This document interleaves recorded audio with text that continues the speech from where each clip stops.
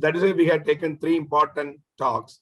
One is the general about newborn screening, why universal newborn screening is important. So I will be talking about the concept of newborn screening, why it should be universal rather than 1 or 2 hospitals is covering. That is the thing which mainly I will be covering. Second talk, the hearing screening, already we have made it to a universal hearing friendly Kerala. So Abraham Bolkasar will be explain to you what is about the hearing screening. And third most important thing is impact of newborn screening, which already we have seen, as Vijayakumar told, in tertiary hospitals in the impact of congenital hypothyroidism. So what is the overview of my talk in 15 to 20 minutes is what is newborn screening, why newborn screening is required, and how the disorders has been selected, because people will by heart what are the disorders. But rather than that, how this disorder has been selected, then Indian scenario and Kerala scenario in a nutshell in 1 or 2 slides, and what are the process of newborn screening, which actually should be continued, and what are the 10 steps in newborn screening. And newborn screening is actually, as Santhosh Kumar sir told, it is actually not a screening test. It is a screening program. It should be a public health program, just like immunization program. Then only there will be a good impact of this in mortality and morbidity of the pediatric diseases. So what is newborn screening? Newborn screening aims at the earliest possible recognition of disorders to prevent the most serious consequences by timely intervention. So one thing is it should be early enough. That means it should be in the phase of reversibility. So if the child can develop mental retardation, we have to identify the situation where these things can be reversible. So it should be early enough, and it should be a preventable condition, and it should be serious enough for consequences. Like one thing is it may be a condition with a high mortality, like, as you know, congenital adrenal hyperplasia, especially in male children, where we will not be identified and the baby will come in 21st day or 25th day, crashing in the newborn or in the emergency, and before diagnosis, the baby may die. Similarly, congenital hypothyroidism, one is the most important cause of preventable mental retardation. It has to be detected at the earliest, and a simple drug, cheap drug, will prevent all complications of congenital hypothyroidism. And newborn screening represents a prominent public health service to improve the health outcome. Even in the UNICEF ratings, 10 important steps which improves the child survival. One of the important activities is newborn screening. Rest of the activity, as you know, breastfeeding, complementary feeding, then immunization activities, oral rehydration solution, antibiotics. All these things are very, very important. But at the same time, one of the 10 important steps which improve the health survival, good survival, is newborn screening. So what are the benefits of newborn screening? It will identify the babies under risk. It will help you to do early intervention. It reduces the morbidity and mortality, and it will help you in reproductive decision. The fourth is also very, very important, that in some Western countries, even in Thailand, etc., some genetic disorders also, they are doing newborn screening to decide on prenatal diagnosis and HLA matched bone marrow transplant, etc. I'm not going to that detail in that area because we are still in the first 2-3 phase, that is reduces the morbidity and mortality. Already we are in the single digit IMR. To further reduction of the infant mortality will be able to possible only by detection of the genetic disorders and metabolic disorders and etc. is one important arm. So newborn screening is very important for reduction of childhood mortality and as well as morbidity. That is, quality survival is also important here. So one just example, because Riaz will show you so many examples. It is one case scenario of a 10-year-old boy with coarse facial, short stature, only 100 centimeters, height of a 4-year-old child, lethargic, poor school performance, no other malformation, referred as mucopolysaccharidosis. You can see that markedly decreased bone age. It's only 1 or 1.5 years of bone age with epiphyseal dysgenesis, and the diagnosis is congenital hypothyroidism. This should not happen in any part of Kerala. So we have to totally, each and every case has to be identified in less than 6 months, early enough to start a simple tablet of thyroxine so that their growth, development, everything will be normal enough. But there is a lot of benefits are there, but some of the risks also pediatricians should know, because they're practically during counseling, this is very, very important. One is parental anxiety, because it may be some of the screening will be false positive, but screening means always screening. That is not a definitive test. Most of the screening test has to be supported, or secondary definitive test has to be done for confirmation of diagnosis. But even though you confirm and you are telling that the baby is not having the disease, it will produce a parental anxiety. They will ask a lot of questions. You have to tell them. Again, they will come back. So naturally, the screening will, because when you go to the second part of screening, I'm not going to discuss this in today's slides, but if you discuss the statistics of how screen positive is there, how many screen positive are having definitive diagnosis, how many unnecessary we are calling, these are all very important target markers or target statistical points in newborn screening. Definitely there will be some false positive cases will be there. These parents will be very anxious. Second thing is misdiagnosis. False negatives. Very, very rarely it can occur. As you know, a good screening test should not have a false negative. False positive is acceptable, but false negatives are not acceptable. But still it can happen depending upon the various tests. In congenital hypothyroidism, it will be different. For CAH, it will be different. Metabolic screening, it will be different. Hearing screening, it will be different. But there are some false negatives are there. So false negative, misdiagnosis. And pediatrician should not feel that somebody has done newborn screening and definitely that disease has been ruled out. For example, a screening test has been done, hypothyroidism has been ruled out, patient came at 4th month, and you are suspecting hypothyroidism. Don't feel that screening is negative, so child is not having hypothyroidism. Always recheck, because there are some groups of misdiagnosis is there. And there is an ethical principle of the right not to know, because some people feel that even without having any symptoms, why should I diagnose? Because this is more important when our panel will increase. If you are doing a tandem mass spectroscopy, you will be able to know a lot of diseases where treatment is not available. So there are some ethical issues are there. Then unanticipated outcomes, like you are doing for one test and you are detecting, this is more important for a expanded panel, which I think in next 2-3 years we are not going to face. But after 5 or 10 years, definitely when we start tandem mass spectroscopy and all those things, definitely this right not to know and unanticipated outcomes are very important. And labeling, diagnosis of benign condition is also very, very important. Then how will you select the disorder of newborn screening? It's an age-old Wilson and Jungner WHO publication 1968 criteria is very important. It should be biochemically well-defined disorder, like hypothyroidism. We know that TSH will be elevated, T3, T4 will be decreased. This is a definitely a biochemical diagnosis is possible. And another important thing is it should be a high magnitude in the population. So non-incidence in the population is very important. There is no meaning for doing a screening test for a extremely rare conditions where you are not going to get any positivity and no benefit of that much expensive test in a larger population.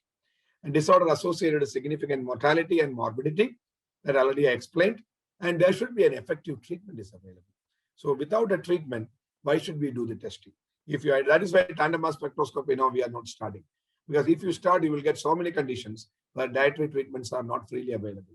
So government system, if you do the testing, you are liable to treat the patient. Otherwise, there is no meaning in doing the test. And period before which intervention improves the outcome. That's already I told. So there should be a window period where you are identifying the test, instituting the treatment, patient should become improvement. And availability of an ethical, safe, simple, and robust screening test. All these criteria should be fulfilled to identify a disorder. That is, this disorder can be done for screening. So just one example, magnitude of the problem. Population of India is 1.22 billion and birth rate is 22 per thousand. There are some differences in the values. Just I have taken for easy calculation. Annual birth is 26 million. And roughly children with hypothyroidism will be 10,000 to 13,000. If you're not screened and if you're not identified them early, all these 10,000 odd people per year will have developmental delay and growth retardation and various complications of hypothyroidism. And a cheap drug which is easily available, freely available everywhere, will totally correct this hypothyroidism. What a wonderful phenomenon. And another thing is epidemiological transition. India is currently undergoing epidemiological transition, and congenital malformations and genetic disorders are gradually replacing infectious causes as a major cause of perinatal and neonatal mortality. As you all know, last Wednesday we had a health summit. So we were continuously discussing about the infant mortality rate in India, Kerala, and developing country, etc. As you know, somewhere around 20, because there are some differences in various data were there, but definitely somewhere around 20 to 25% of infant mortality in one way or other is related to some congenital malformations and genetic disorders. So the international experts also feel, especially in Kerala, you have to tackle the congenital abnormality as well as the genetic disorders, treatment or prenatal diagnosis or pediatric surgical facility or higher end treatment like liver transplant, renal transplant, bone marrow transplant, etc. To tackle this group, then only infant mortality can be reduced further. So epidemiological transition in the Indian context also definitely is there, because the northern India also, the reduction of IMR is significantly low. In Kerala scenario, as you know, it is more important. So that is why ICMR has started a study. I was also in the task force meeting. So two diseases, CH and CH, they have concentrated 11 lakh newborns. This is the authenticated study, if you see the entire India, which is come in 2014 or somewhere. After that, we have started these various state programs. The disease selection based on available data, early diagnosis and treatment prevents severe disability and treatment affordable to our socioeconomic scenario. Just one slide I put. This is the first authenticated data. Before that, there are too many hospital data are there. Hyderabad data is there. Goa data is there. But most important, all India multicentric study data is from ICMR multicentric study by task force. So based on this paper, there are one or two important review paper, especially for the PGs and other youngsters who are interested in IP and IJP. So newborn screening diseases has been grouped into phase 1, phase 2, and phase 3. Phase 1 is congenital hypothyroidism and deafness. So here also, I think we have to concentrate. Deafness already we have achieved. At least universally, we have to do the congenital hypothyroidism screening. Because even though it will not cause mortality, it is having a very high morbidity and easily treatable condition. There is a large window period, cheap drug is available. Phase 2, regionalized screening like sickle cell disease in Wayanad or some tribal pockets is acceptable, or some Madhya Pradesh, Orissa, or some acceptable. Then CAH, galactosemia, and biotinnitus. This comes under phase 2 because the impact may not be that much high, as Dr. Vijayakumar has told. Because in the last 3-4 years, we have seen around 10 or 15 CAH has been detected. That amount of mortality we have reduced, but that may not be a very high impact on our IMR. But definitely, CAH is one important disease, especially in a male child. Because female child you can detect by ambiguous genitalia, male child definitely you will miss it. Galactosemia still rare, but easily treatable. That is very, very important. Biotinnitus easily treatable. So that is why galactosemia and biotinnitus is included in phase 2. Whereas phase 3, other IEMs and other genetic disorders like tandem mass spectroscopy and other things, which still we have not included, which has to be in phase 3. I think that even in Kerala state, we have not included that group of disorders. And phase 1, states with low IMR and good health infrastructure. So Kerala is come under this group and then extended to all other states. That is the intent scenario. Coming to Kerala scenario, newborn screening project in Kerala has been started 4-5 years back. Hospitals with more than 100 deliveries has been included. First phase, 44 hospitals has been started. 4 disorders, CH, CAH, T6PD. Previously, we have started phenylketonuria. Phenylketonuria at that time, I think still I am remembering Lalita Kailas madam. I think madam is there. Madam was in that HOD now, HOD at that time. And actually government has not asked, because we have repeatedly told through madam, Shobha madam was there. At that time, I was only the assistants there. So we have already told phenylketonuria is not an important disease, but due to some logistic reason, they have started PKU. We have done for 3-4 years. We not got any PKU because as the hospital-based data, we know that PKU is extremely rare in Kerala scenario. That is why after repeated talks and discussions from last year onwards, we have shifted from PKU to galactosemia. The 6PD deficiency, they have started because they want to include that group of condition, hematological condition. So heat prick filter paper sample after 24 hours, sample courier to regional labs, ELISA-based method for detection, results informed to primary physician, recall by primary physician, confirmation and management. These things, I'm not going to the details. This will be covered during our training sessions because that is a 2-hour session, what we are planning as a workshop group where how to take the sample, how to try the sample, etc. will be covered. Here it is what is envisaged in the newborn screening project. So as Santhosh told, most important thing is it should be in one place. So later government has given the name as a Shalabham. So I am showing the photograph of our newborn screening project area, which is attached to newborn unit, where there is a Shalabham. One center is there. First is the visible birth defect registration. That means a baby will be given a tag, a ID will be given, a unique ID will be given, and baby will be examined for any visible birth defect. For that, we have got a lot of training programs we have done in the government sector. There is a birth defect surveillance, a manual for program managers by WHO is available. This is freely downloadable, a very good manual. Any pediatrician can download from WHO site. If anybody is not got it, please mail me or inform me. I can give it. During training program, we will give it to that. Only 1 or 2 slides I will show in that, like selected external major congenital anomaly, anencephaly, cleft lip, cleft palate. How these anomalies has been detected. Excellent photographs are there in the manual. And the ASHA worker or whoever is doing that, they will take the photograph. The photograph will be uploaded in the Jatak Seva manual.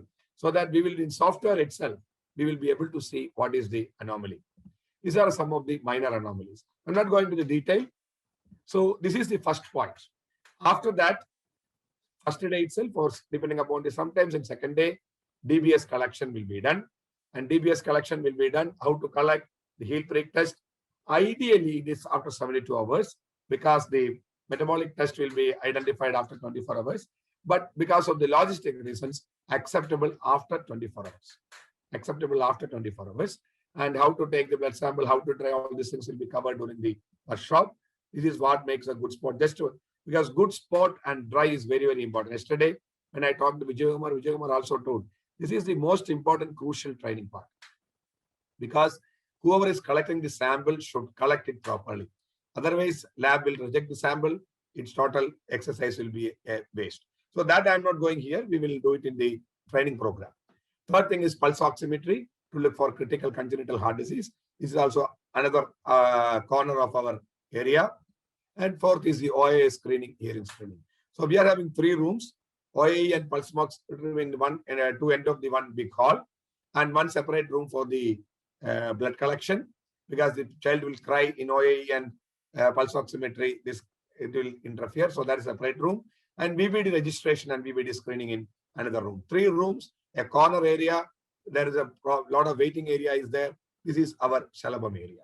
So that is about the newborn screening, which we are expecting all periphery people also is expected to do. So how this newborn screening can done expanded? There are 10 steps which has been recommended by WHO, has been taken up by the ICMR also. First thing is advocacy. So that's advocacy, IAP, IMA, IAP and NHM, all people are doing. Second thing is IEC. This IEC, we will do the training, blood collection, filling of newborn screening card, transport to the laboratory facility, a standard analytical protocols, data entry and analysis, reporting of the test and recall, confirmatory test and management protocols. Some part is already is there because since it is already, we are having existing protocols, that protocols will be used, which will be extended. Some modifications will be done for logistics and other things. Analytical protocols, IAP doesn't have to bother because we are planning to do it in the all centralized lab. As per government permission, already discussed with the NHM group, and they are ready to do in their lab. There is no problem. They will give the DBS card. They will give the Lancet. No problem. That they are having enough facilities there. Only problem is every hospital, they cannot give the staff for taking the sample and logistic transport. That we have to take from the private sector. The hospital has to bear, And transport and coordination, IAP has to do. Because if we are having 100 hospitals, 100 staff and 100 collection, everything cannot be done. Whereas the lab facility, centralized lab, everything will be done by the government system. No funding, nothing, government will take care of that.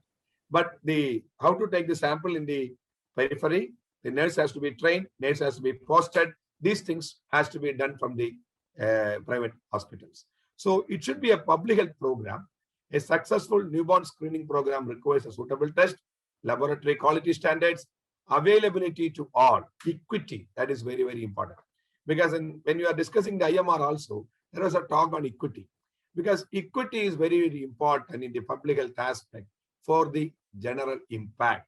Even if you are discussing about the newborn screening program, antenatal screening, prenatal diagnosis, whatever intervention, it should be available to all.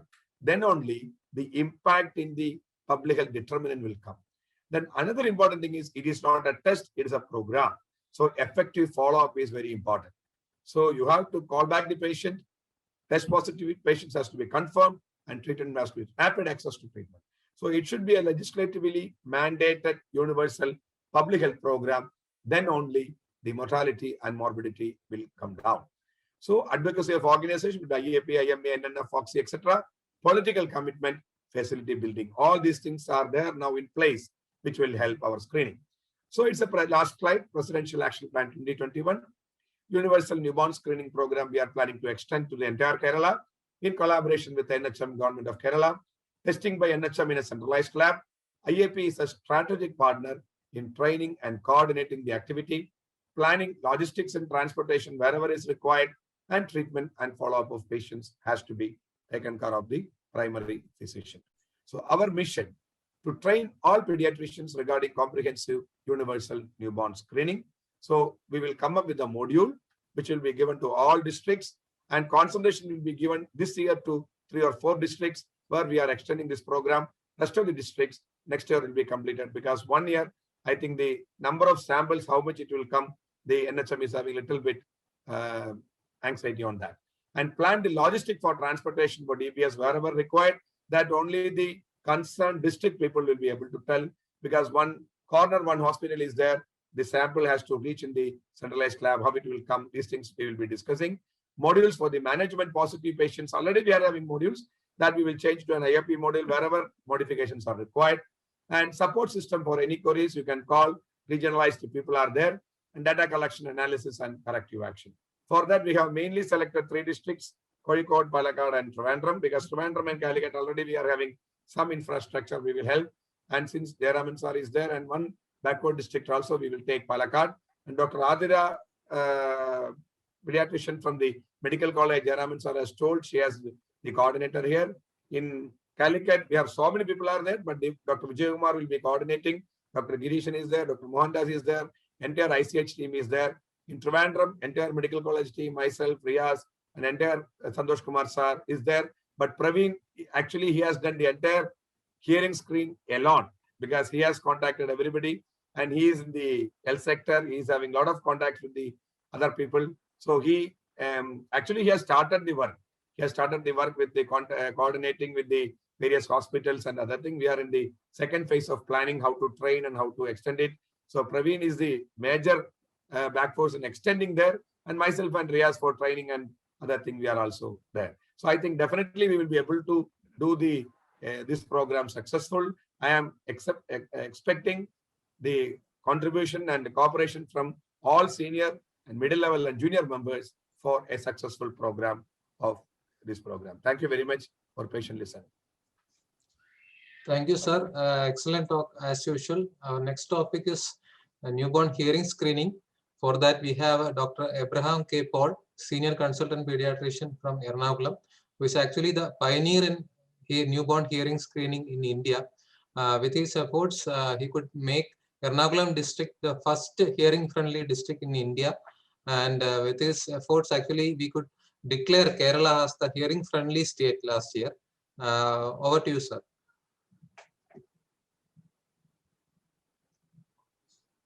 Thank you, Dr. Praveen.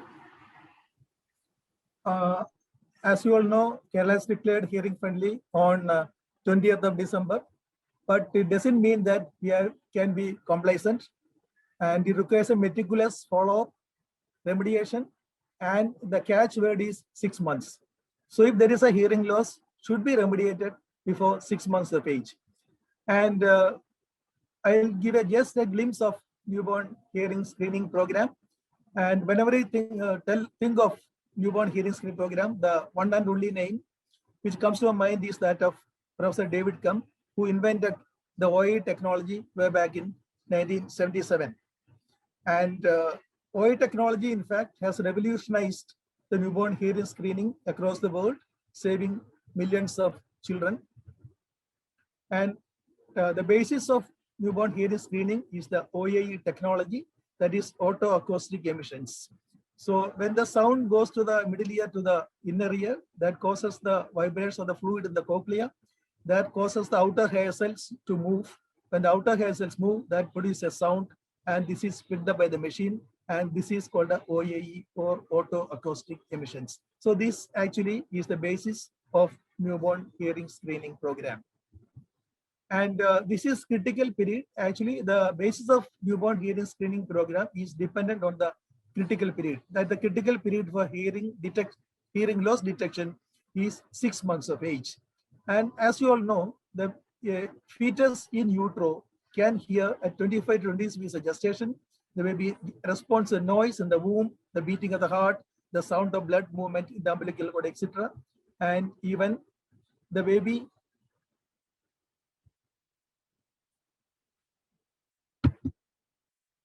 that is not missing. Okay. So this again shows a critical bit. You can see the neural connections. You can see very sparse connections at gestation, newborn period, 3 months. You can see a massive number of neural connections. You can see at the age of 2 years. Then there is a decrease in the connections. That is, when the neurons are not stimulated, they undergo retrograde degeneration. That is called pruning. You can see these are the few connections. You can see 6 years. So these are the connections. This is the pruning which has occurred from the age of 2 years, the neurons which are not stimulated. And you can see the retrograde degeneration in the neurons. You can see here the neurons are not stimulated, especially auditory stimulation. So this is a very important slide. You can see this is the average vocabulary of a 3-year-old child. This ranges from 300 to 900 words. This is a normal vocabulary of a normally hearing child. And if there is a hearing loss and we detect very late and we remediate by the age of 2 years, the vocabulary of the 3 years will be around 50 words only. And if we remediate at 6 months, the vocabulary will be about 150 to 300 at 3 years of age. And if we remediate immediately after birth, you get a very good result. You can see here, the vocabulary will be around 300 to 800. I think this is what we are planning to achieve if we detect early and do the remediation immediately after birth without wasting any time. And the incidence is 1 per 1,000 in the well baby nursery. It is 10 times higher, that is 1% in the NICU. And the critical period for identification and remediation is before 6 months of age and should be detected by the pediatrician because the baby is under our care for first 3 to 4 days immediately after delivery till the baby goes home. And the newborn screening is not something very new because even our ancestors used to do the screening with whatever little equipment they had with a metallic plate and a spoon. They make the sound and see whether baby looks to the sound. And in fact, UK, David Kemp has the instrument, something like a rattle, and with which they see whether baby responds to the sound. And the neonatal screening, in fact, has dramatically lowered the age of diagnosis of deafness. So previously, before the advent of neonatal screening, the deafness used to be detected in the age of 1.5 to 3 years of age. And with the universal screening all the babies born in a state, hospital, or a country, they call universal. And by targeted by mean, we screen only the high-risk babies. That the high risk they'll come to later. So these are the high risk for hearing loss. That is, in this group of babies, the hearing loss is 1% or 10 times higher than the general population. Family history of hearing loss, derived infections like Torch group of infections, craniofacial anomalies, birth weight less than 1,500 grams, jaundice requiring extended transfusion, ototoxic medications, meningitis, birth asphyxia, mechanical ventilation for 5 days or more, and stigmata of any syndromes. So these are the 10 high-risk criteria where you can see the incidence of hearing loss is 1%. And these are certain syndromes. The importance of detecting the syndromes is that whenever you find or diagnose any of these syndromes, have the hearing screening as a first test, because these syndromes are associated with a hearing loss. Tetracholine syndrome, you can see Alpert syndrome, Waardenburg syndrome, White-Farlock, Pentet syndrome with euthyroidism or hypothyroidism, Cruzen syndrome, cranial stenosis, also imperfecta, multiple fractures, achondroplasia, Lawrence-Biddle syndrome, neurofibromatosis type 2, Stickler syndrome, achondroplasia, Pierre-Robin syndrome, Cocaine syndrome, Klippel-Feil, Hurler syndrome, Usher syndrome, Gerber-Lange-Nielsen syndrome, and Alport syndrome. So these are the syndromes. Have the hearing test as the first test when you make diagnosis of any of these syndromes. These actually, you can see the normal hearing process. You can see these are the outer hair cells of the cochlea. This is the auditory nerve and the tract cochlear nerve. So you can see the impulses being transmitted from the outer hairs of the cochlea to the cochlear nerve to the brainstem. So this is a normal outer hair cells of the cochlea. You can see the impulses are being transmitted. This is a damaged cochlea. There are no outer hair cells here, so no impulses are being transmitted. So by newborn hearing screening, what exactly we find is that we see whether outer hairs of the cochlea are functioning or not. That is the crux of the test. And here again, you can see this is a normal outer hair cells, 3 rows of outer hair cells you can see here. And here you can see the inner hair cells. You can see this is a normal healthy cochlea. Here you can see damaged cochlea. You can see absence of outer hair cells here. You can see here. And this is a row of inner hair cells, which is a normal one. This is a damaged cochlea due to any of the reasons. This is a tiny equipment weighing just 150 grams. Is a portable with which you do the hearing test. You put the probe in the baby's ear here and click the machine. The machine produces click sounds that goes from the external ear to the middle ear to the inner ear, causes the vibration of the fluid in the cochlea, that causes vibration of the outer hairs of the cochlea, that produces sound, and the sound is picked up by the machine, tiny probe kept in the baby's ear, and you get a tick sound here. So that means that outer hairs of the cochlea are functioning normal. One point which I want to stress here is that we are not testing the inner hair cells, but the problem with the inner hair cells is very, very rare. So probably 1 in 1,000 or 1 in 10,000. But the most common cause is damage to the outer hair cells of the cochlea. And we chart the baby's report on the baby's card here. And the first screening is done before discharge from the hospital. And if you do it on day 1, actually you may get about 50 to 60% of false positives because of the fluid in the middle ear or because of ceremony in the external ear canal. So it is better to do it on the day of discharge, that is on day 3 or day 4. So the false positives will be just 10 to 15 or maximum 20%. So do it on the day of discharge. If the result is normal, you get a pass result, no problem. But always bear in mind that you should see whether the baby has a normal speech and language development. If there is a delay in the speech and language development, always we have to have an evaluation again. And if you get an abnormal result here, repeat again at 6 weeks when the baby comes for the next immunization. If that also is abnormal, then the baby has to undergo a ABR test. And all the babies in the NICU should have an ABR test to rule out a auditory neuropathy and auditory dyssynchrony, which occurs in the NICU babies.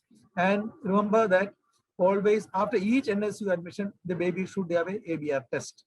So these two-stage screening, first with the OAE, second with the BERA, is almost 99% specific, and all NSU babies should undergo an ABR. This is the American Academy of Pediatrics protocol. And all babies with abnormal ABR should undergo detailed evaluation, hearing aid fitting, and auditory verbal therapy before 6 months of age. These 6 months of age is very, very critical. So when we compare ABR and OAE, both are non-invasive tests, but OAE requires a simple setup.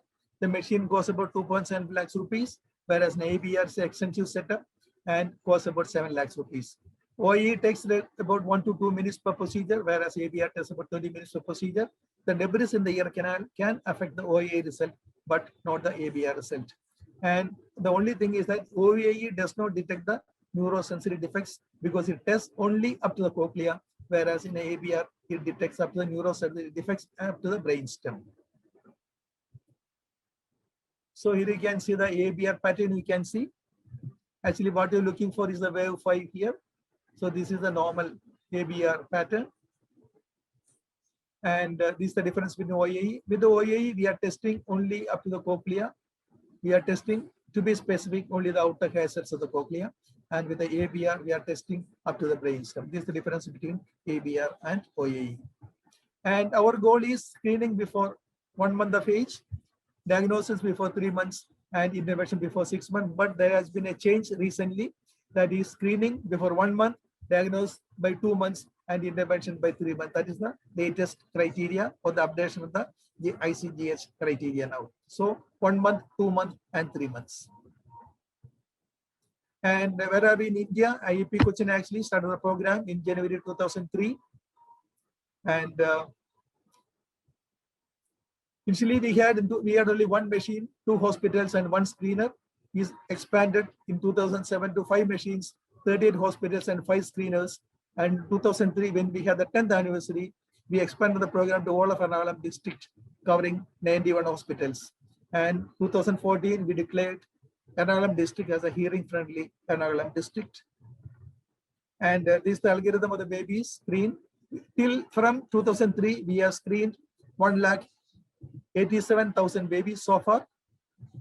Out of that, 1,57,000 were well babies, and 29,231 were the high-risk babies. And out of that 1,57,934 babies, 3,444 failed, then final outcome. And out of the 1,50,000 well babies, 83 babies had a abnormal result, confirmed ABR negative results, whereas in the 29,000 high-risk babies, 295 had a abnormal ABR report. We are coming to the split up of the cases. The maximum high-risk factor was the family history. Out of 295, 51 had a family history of hearing loss, low birth weight in 32, preterm plus low birth weight plus artificial ventilation in 30 babies, and jaundice in 25 babies, and low birth weight plus ventilation 20. So what I want to stress here is that the family history of hearing loss was at top. And always when they say family history of hearing loss, always should have the hearing screening done immediately without much delay. And we had many hurdles in the screening program. First was the non-motivation by the pediatricians, because they will say no problem when babies, all the babies are under my care are normal. Then lack of awareness among the parents and the community, and non-compliance by the family for evaluation. Actually, the first evaluation by a OAE is usually not very difficult because we are doing it compulsorily. And one thing I want to stress is that if you take a consent as they do in the Western countries, the program will never be a success. We face this program. So if suppose one patient objects to it, second everybody will say, no, we don't want it. So you should do it compulsorily for all the babies, and irrespective of whether they can pay or not. Actually, we are doing it free for poor patients. We are doing it free for the ESI. We are doing it free. Even our medical, we are doing it free. And the one point is that we should do it for everybody, irrespective whether they can pay or not. And second is that second test also is relatively easy because they come for the immunization. So it's not very difficult. But calling them for a BERA actually is a big hurdle. So most of them will not agree for a BERA test. So we have to convince them. We have to make umpteen number of phone calls. Some days I personally have to make phone calls to the parents to convince them to do a BERA test. And the last hurdle is putting a hearing aid, because we should have the hearing aid fitted before the age of 6 months. And because of the stigma attached to hearing aids, actually there is almost very much reluctance among the parents to have the hearing aid fitted. But once the baby get used to the sounds, that they usually enjoy the sound, and there is no problem with the babies. The problem is only with the parents to have the hearing aid. And as I said earlier, the Hearing Friendly Kerala, the project action plan 2020. And in fact, the government of Kerala had always the program. In 2014, the hearing screening was done in all the government hospitals and medical colleges in 2014. And we declared Ernakulam district in 2014. So our task to have this Hearing Friendly Kerala was we had to cover all the private hospitals in the 13 districts of Kerala, and lot of advocacy, planning, and coordination were done. The coordinators were nominated, involved in the task of identifying the hospital which did not have the facility, and hospital with the in-house facility were identified, and they were asked to offer the services to the hospitals which had through deliveries or where the hearing screening facility was not available. And extra manpower also was sought for centralized screening. So what we propagate is that if there is a hearing screening machine in your hospital, use it at least for 5 to 6 nearby hospitals. So this is the best way by which you can have the program implemented or executed throughout the state or the country. And hospitals with a small number of deliveries were directed to bigger health centers for the hearing screening. And as I said earlier, this Ernakulam district declared on 2/3/2014 by the health minister, then health minister Dr. M.K. Munir. Then we are the last state district Wayanad declared on 14/12/2020, and Kerala declared on 20th December 2020 by the Honorable Ministers, Srimati K.K. Shaila teacher. And now what we have for way ahead, and we need a meticulous monitoring and follow-up. Now, just declaration is done, but we should see to it that no baby in any hospitals, born in any hospitals in Kerala should not go without a hearing screening done, and ensuring that the ABR should be done if the 2 OAE results are abnormal. So that is very, very important, and the remediation should start before 6 months of age. And ABR negative babies to undergo comprehensive evaluation and ENT referral, and hearing and fitting should be done before 6 months of age to get the best results. And remediation and auditive therapy and follow-up is absolutely essential. And cochlear implant in selected cases. Usually cochlear implant is needed only in case of profound hearing loss, or if the baby does not respond to 6 months of hearing aid placement and auditory verbal therapy. And this Cochin model has gone international, and this centralized newborn hearing screening program was accepted by WHO and for the Southeast Asia countries as a simple model which can be easily be replicated in underdeveloped countries. And one of these infants has a hearing loss, and only newborn hearing screening can help you determine which one got a hearing loss. Thank you. Thank you, Abraham Paul sir, for the excellent talk. Now I invite Dr. Riaz I, Associate Professor Pediatrics and Pediatric Endocrinologist, SAT Hospital, Government Medical College, Trivandrum. He is also the National Executive Board member of Central IAP for his talk on congenital hypothyroidism. Over to you, sir.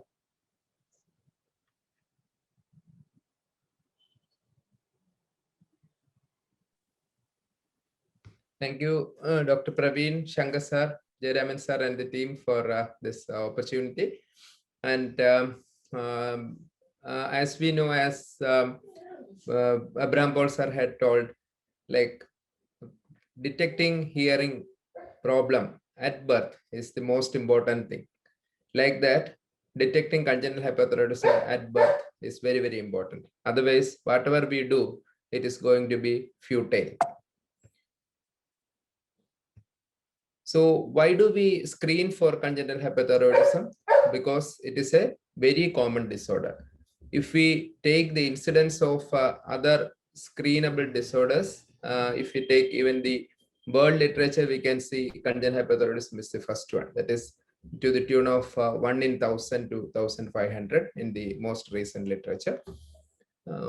And also we have a very cheap screening method available and has highly effective and relatively inexpensive treatment. So that is very, very important. And also, like Shankar sir had told, it has a very high cost effectivity ratio. If you screen, we can have at least 10 times cost can be reduced than treating a case with a congenital hypothyroidism and intellectual disability. And why we should screen at birth? Because the studies say the best results occur if treatment is initiated within 2 weeks of life. And also we know that the hormone replacement at 30 days, less than 30 days have a mean IQ of 106, and at 3 to 6 months have a mean intelligence quotient of 70. So there is a very fast drop in IQ if we delay. So that is a very, very important slide all of us should remember. So the best result is when you start treatment within 2 weeks of life. Why screening? Like Abraham Paul sir had shown a picture of 2 children. So I'm showing you a picture of a child, looks absolutely normal. And the child actually had a TSH of more than 60. And the newborn's TSH value was 48.9. Only because the newborn TSH screen was done, then it came as 48.9. This child was later evaluated and found to have hypothyroidism. Otherwise, this would have resulted in something very worse. And now this child is on follow with 3 years and 3 months now. The child is growing in the mid-parental height centile, and there is no developmental delay at all. It is because we were able to start treatment within the prescribed time. And why screening is because we should never see these type of textbook pictures. These were children actually I encountered while I was in Bangalore, and they had consulted many doctors, and the hypothyroidism was missed. And we don't want to see all these telltale evidences of hypothyroidism and then diagnose congenital hypothyroidism. So the only method, the only way we should identify a congenital hypothyroidism should be screening at birth. And how do we screen? There are certain controversies like whether the screening should be TSH based or T4 based. We know that when it was started in Quebec, Canada in 1974, it was T4 based. But the problem was like it was missing some cases of subclinical hypothyroidism because initially, if it is a case of ectopic thyroid or if it is a case of dyshormonogenesis, usually the T4 may be normal at birth and immediately after birth, only the TSH will be high. And it is sure that such thyroid glands which are having dyshormonogenesis or ectopic thyroid will fail later, which we will not detect. And the child will have all the consequences of hypothyroidism.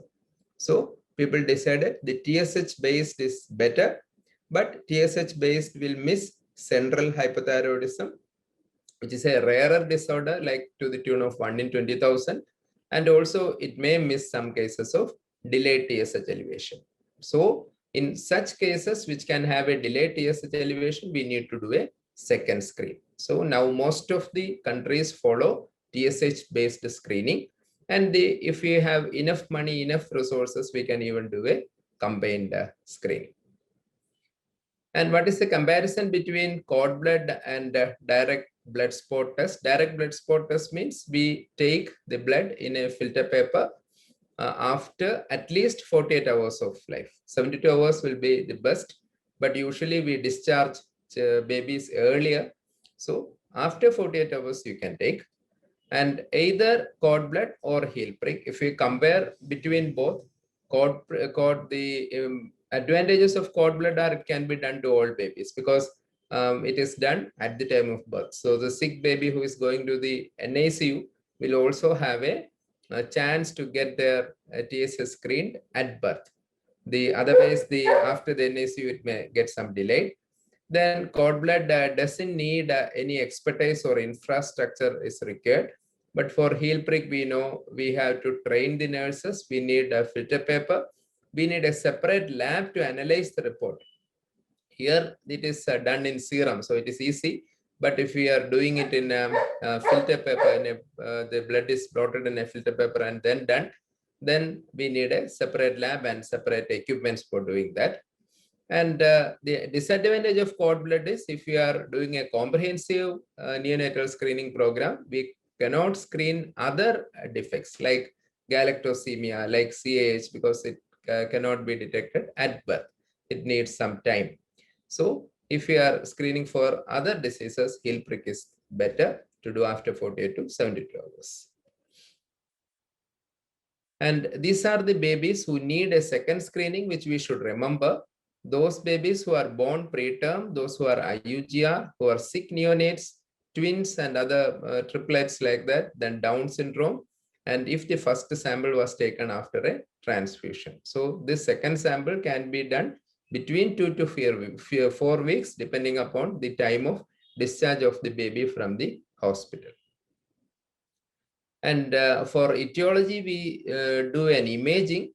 Doing an etiology evaluation is important because we are asking the parents to give a medicine for life. So if you are giving such an advice, it is a very important decision, and it is always better to have an evidence for that. So what to choose, ultrasound or doing a technetium scan? So both has its own advantages, and actually this is the same baby getting done an ultrasound as well as a technetium scan, and you can see that this is an agenesis. There is no thyroid tissue at all in the neck, but in the ultrasound it is written the size of the right lobe, left lobe, everything is written. So it is possible because the sonologist can mistakenly report the subcutaneous tissue over the trachea as thyroid in some cases. So there can be incongruent results that is known in literature. If we can do both, that is the best. If not possible, do the ultrasound, which is available everywhere. The technicians can wait for a later time. So ultrasound is easily available, but it is observer dependent. Nuclear scan is available only in referral centers, and it needs IV administration. So it is not very easy to do. But remember, it is a very safe test for newborn babies. There are huge studies which have shown that there is no incidence of increased malignancy or any other problem. And it is part of the European Society guidelines also. So the majority of the programs use a filter paper TSH, which is done from 3 to 5 days. We do it after 48 hours. And some programs in all children, they do a second test, which may not be easily possible in our part. And always remember that those children who are having chromosomal disorders have a higher chance. So that is why we ask for a second screen in them. And remember, we have to do a proper clinical examination of all children who are detected with congenital hypothyroidism, because they are more prone to multiple system anomalies. And about the blood spot and all, Shankar sir had already explained. I skipped that slide. Then how to approach elevated TSH. There is a national guideline which was put forth by the Indian Society for Pediatric and Adolescent Endocrinology. And it says that if the TSH is more than 20, either in the heel prick or cord blood, always remember, whatever be the method, heel prick or cord blood, the cutoff is the same, more than 20. Then you have to recall the baby and do a total T4 or free T4 along with a TSH. And the recall also can be scheduled according to the TSH value. If the TSH we get in the screen is more than 40, you have to do an immediate recall. Why? Because a TSH of more than 40 indicates most of the time the baby is having permanent congenital hypothyroidism. If the TSH value is between 20 and 40, it is better to recall the baby in the second week, that is after a gap of 7 to 10 days. Because if the, why? Because this mild elevation in TSH could be due to some external factor, which can settle after a time. So for such children, it is better you do it after 1 week. But for those babies who are more than 40, always do an immediate recall. So this baby should be subjected to proper physical examination, and a confirmatory venous sample for T4 and TSH is taken. And if we get a low T4, that is less than 1.1 nanogram per DL, or if we are doing a T4 of less than 8 microgram per DL, irrespective of the initial TSH, or if free T4 is less than 1.17 nanogram per DL or T4 less than 10 microgram per DL, provided the TSH is more than 20 or even more than 10 beyond 2 weeks, we stamp the baby as having congenital hypothyroidism and start treatment. And for the national guideline actually says if the TSH, the screening TSH is more than 80, we can start even without waiting for the confirmatory T4 and TSH. But it is not for our state because we always get a value of T4 and TSH within an hour or so. And always remember, if there is a persistent TSH elevation more than 10, which stays beyond a period of 3 weeks, even if the T4 is normal, we have to give the baby a small dose of thyroxine. Why? Because this persistent elevation of more than 10 TSH indicates the thyroid is having some form of dysfunction, which may manifest later, and we may miss the follow-up, and the child can come with problems of intellectual disability. So if it is a borderline thyroid function, that is the high TSH with normal T4 you are getting, you have to repeat the test after 2 weeks. And if the TSH is more than 10 beyond 3 weeks, even with normal T4, you have to treat. And sometimes you may get a low T4 with normal TSH. This can happen with a TBG deficiency. TBG deficiency is not a very rare disease. So if you get such a condition, it is always better you do a free T4 also. So in TBG deficiency, the T4 will be low, but free T4 will be normal. And TSH is also normal. So in such condition, that is TBG deficiency, actually doesn't need any treatment at all. So whenever we come across a newborn who is having low T4 with a normal TSH, always do a free T4, at least for one time. And if free T4 is normal, then there is no need for treatment. So how to give thyroxine? Thyroxine is available only in the tablet form. There is no solution or syrup preparation for thyroxine. And crush the tablet, mix it with breast milk and give early morning every day till 6 months, because we are following the exclusive breastfeeding policy, and in water after 6 months. And do not give iron, calcium or soya along with thyroxine. And the dose of thyroxine is 10 to 15 microgram per kg. And remember the severe congenital hypothyroidism cases where the TSH is more than 100, more than 150, where you get a T4 on confirmation as 0.1 or 1 or something, then we can give a higher dose of thyroxine, that is 15 microgram per kg. For those babies who are having a TSH normal or so a TSH slightly elevated, that is like having a more than 10, but the T4 is normal and it is persisting, we may choose a lower dose like 10.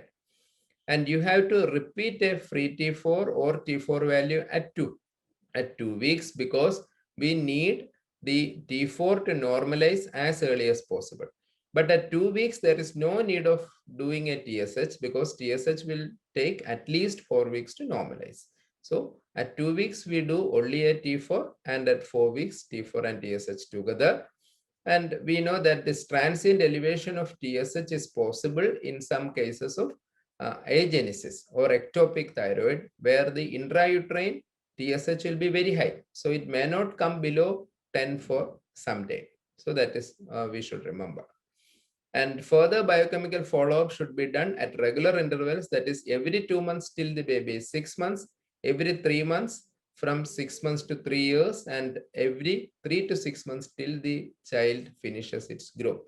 And also, whenever you change the dose of thyroxine, after 4 weeks, do a T4 and TSH and make sure that the dose is adequate. And also remember, never follow TSH alone. Adult physicians usually do TSH alone and adjust to T4. But for congenital hypothyroidism, as I have explained, the TSH can remain a little in the borderline, like 10 or 11 or 12, and T4 can be in the upper limit of the normal range. In that case, we need not intervene. So always do a T4 and TSH together, and then only titrate the doses. So this is actually a perfectionist approach, like Thyronome 45 microgram OD. This is actually when we calculate with 15 microgram per kg, this could be the dose, but always round off, because the problem is thyroxine is a drug which is heat sensitive and light sensitive. So if we crush the tablet and keep it in packets, it may not work. So it is always better if we get a 45 or 40, you make it 50. If you get a 20, you make it 25, like that. Always round off. You always have tablets starting from 12.5 microgram up to 175 micrograms. So it is very easy to titrate with the available doses, available strengths of the tablet. So while following up, you have to do a thyroid profile and see that the T4 is maintained in the upper half of the normal range and TSH is maintained in the normal range. And always plot a growth chart. A growth chart is a must when you are following up a child with congenital hypothyroidism. And bone age may be done only if we find that the growth is faltering. And development is to be assessed and recorded. And if we find any delay in development, we have to ask for early intervention, because even if we start thyroxine at the earliest, there is a chance these babies can have intellectual delay. And also hearing screen we are doing for universally we are doing, but we should all remember that these babies are at a higher risk for hearing defect. So there may be a need of a second screen or even doing a BERA in at least a few kids. And what is the beauty of treating congenital hypothyroidism? It has a very excellent prognosis. This child is actually doing very well in her studies, maybe first in class, and we can see that the growth is in the 97 centile. And when you look at the earlier report, we can see this baby was actually having agenesis at birth, and the child was started on treatment on day 9. And this is something which is available in the article which was published by ISPE in Indian Journal of Pediatrics, July 2018, where we have the normal range of T4, free T4 and TSH in the neonatal age group, as well as in the postnatal period and children. This should be kept in our OPD, because then only we can properly titrate the doses to make sure the supplementation with thyroxine is proper, because we cannot follow the lab values. So SAT was one place. I think the newborn screening was started first when it was introduced by the government in 2013. Sankar sir will remember how difficult it was to make our nursing staff and other supporting staff to start the screening, because everyone asked for a extra staff and extra place and all. Somehow we convinced them, and we had 3 ladies. The Elizabeth madam was the superintendent at that time. Lerida madam was our HOD, and Shaw madam was our neonatologist. And they were actually helping us, and they were the leaders. And we started this screening at SAT 2013. I think it started within a month of the announcing the program. And now where do we stay? Now we are actually able to, this is one case sheet where you can see that even the technician scan was done, and even etiological workup was completed, and treatment was started within 2 weeks' time. And this is actually a little old data. I tried for a recent one, but because of this COVID and some data was not available from the public health lab. And this is what we had in 2018. We have screened more than around 4.5 lakhs, and we got a total number of 237 all over the state. And if we look at the split up at SAT, actually, we can see that Shankar sir did some study years back, and it was found that the incidence was below 2000. But now we are seeing it is actually reaching 1000.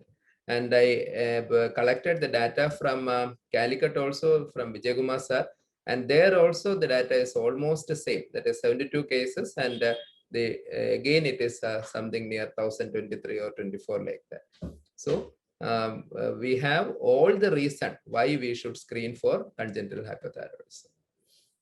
And these are some estimates by the CDC. if we spend $1 on newborn screening, we can save $9 in medical care treatment, and so that it will account to $36 million every year for the state treasury. So there is ample reason why we should screen.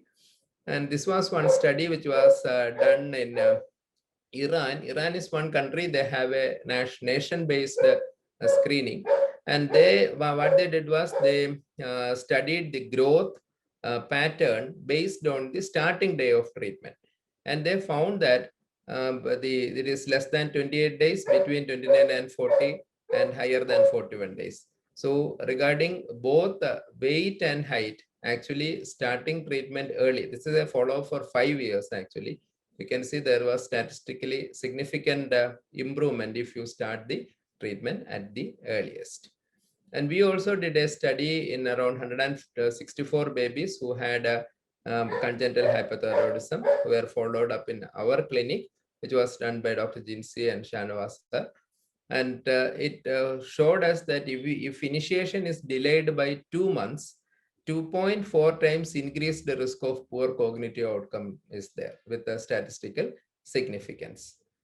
And one important lesson from that study was those children who were having severe hypothyroidism, that is a TSH of more than 100 and a free T for less than 0.1, were having more chance of ID. That means that gives us a lesson that actually the intervention should start even before birth. So that is the importance of screening and proper management of maternal hypothyroidism also. Because if the hypothyroidism is severe, it can have a fetal onset. And even if you do that, we cannot cover the baby completely, because after, even if the mother is having a normal, the normal thyroid function, when the baby is taking over the thyroid activity into the second trimester and third trimester, the baby will have the effect of the hypothyroidism. So always remember, with whatever we do, there is again chance for intellectual disability in babies with congenital hypothyroidism, and these babies should be followed up properly. And another study which actually adds some solace to this finding is that there is a catch-up. That is, those babies, if we treat early, even though they had mild delays in the basic achievement areas, they catch up by 6th grade. So that is something gives us a reason to follow up these children properly. It is not enough to start treatment, but follow them up with the developmental the developmental scales as well as the IQ scales later into the life. And what we have more to do with the advent of the presidential action plan, I'm sure that with Shankar sir and Jayaraman sir decided for this, it will happen this year. We need to extend the screening net to the other 60% of newborn, whatever we do, because we have started actually with those delivery points which had more than 100 deliveries in a month. Now we had extended it to all the delivery points, but everything will maybe covering up to 30 to 40% of babies only. So if we don't rope in the private hospital, the private sector, this is not going to happen. And a registry for congenital hypothyroidism in collaboration with the government has to be made, because we find it difficult to follow up many of these babies. The same with Vijayakumar sir, because we are losing at least a few babies from follow-up with this. And one suggestion is we can have a systematic follow-up with the coordination with the DEICs, because the DEICs are connected with the ASHA workers and JPHNs. We can very easily trace them from their home and send back to the referring or the treating physician.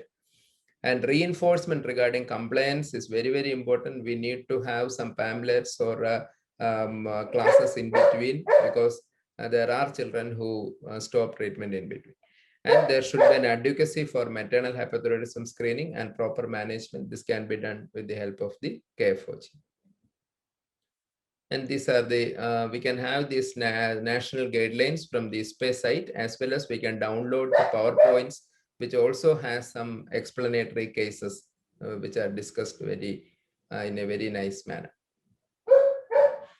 And another thing is like, even if we do screening, our clinical examination is very, very important. This baby was screened and the TSH was actually low and nobody identified that. But actually when this baby came to us at 2.5 months for the second immunization, this baby was having all the telltale signs of congenital hypothyroidism. And this baby was having central congenital hypothyroidism. So always continue to have the clinical examination. And on treatment, now the baby is doing fine. There is not much of intellectual delay. Now the baby had crossed 1 year of age. So this is my very my slide, which is very close to my heart. This is one real patient who had grown around 25 centimeters of height within a span of 2.5 years. And everybody asks, is it growth hormone? I told it is not growth hormone, it is actually thyroxine. So the identifying a hypothyroidism, not only in the newborn period, even beyond can help. Thank you. Thank you very much. Thank you, sir, for the excellent talk. Those who have any queries can post in the chat box. Now we have another announcement from the organizing chairperson of Child Neurocon, Dr. Mohammed Kunji sir. Kunji sir.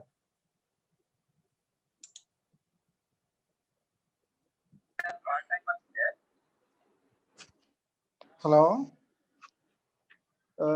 Praveen, എന്നെ invite ചെയ്തോ? Yes, sir. സംസാരിച്ചോ. Okay. Because actually I am doing a multitasking. That is another IAP neurology chapter EB executive board meeting is also going on. That is why.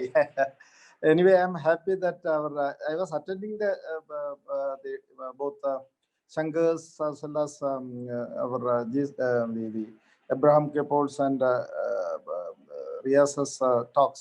Excellent. But anyway, I am here to just declare about our AOCN, that is Association of Child Neurology annual conference, which is going to be organized on 9, 10, 11th April.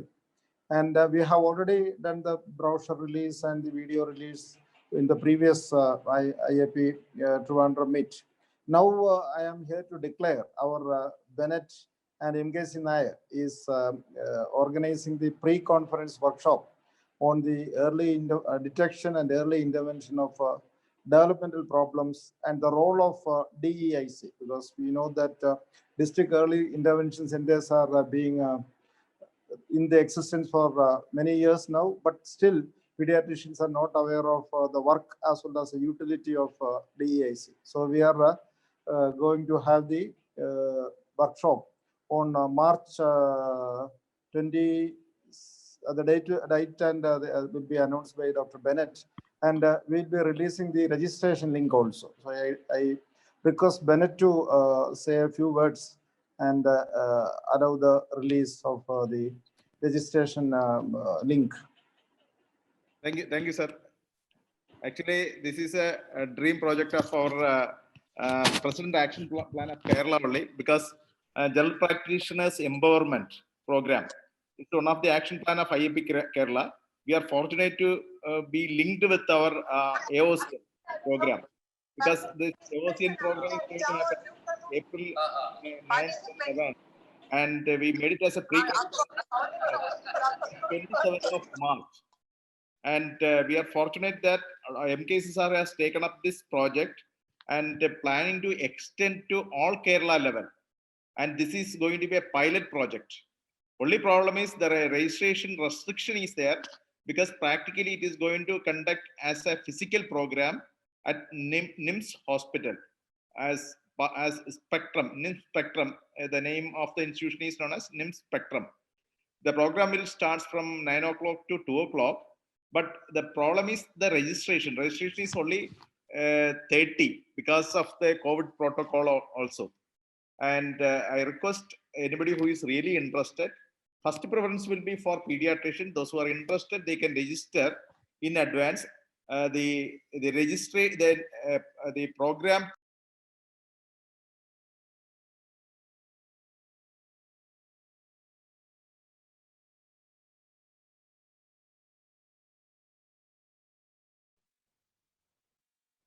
സാറിന്റെ network പോയതാണോ? There is some connectivity issue.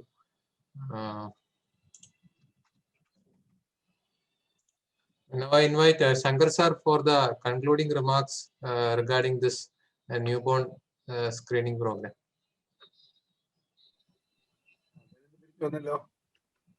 Benedict completed. Yeah, Vinay sir.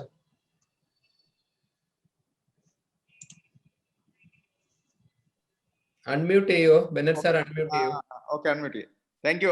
Praveen, and chart name link name കൂടെ link base ഒന്ന് release ചെയ്യാനായിട്ട് Praveen requesting Praveen. ബാക്കിയെല്ലാം പറഞ്ഞു കഴിഞ്ഞു. ഇത് post ചെയ്യാം സർ, ചാറ്റിൽ പോസ്റ്റ് ചെയ്തേക്കാം. ഓക്കെ, ചാനലിൽ പോസ്റ്റ് ചെയ്താൽ. Thank you Praveen, thank you Santosh sir.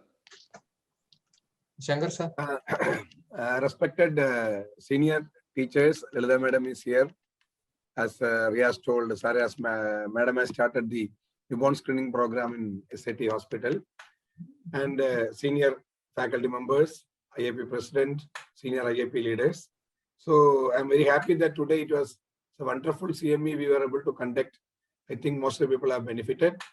And with the support of all other IAP seniors and other doctors and IAP presidents and secretary, we will be able to extend this program and we will come back with the news, because ipo namuke Nisha back il vadi aayittu nippundu action plan oro maasam endu cheyidu choichondu. So that is also another stress. Allengi nammal action plan ellam kuda 2 maasam kodukku we will do some activity, but Nisha has told me that every month she needs some report of activities. Oru vadi aayittu nikkana nammade student aanengilum she is behind me with a so I have also planned, like every month I will do some activity regarding action plan so that I can give some bites to Nisha. So next month we will come with the, I think we are planning to come with a module with all this.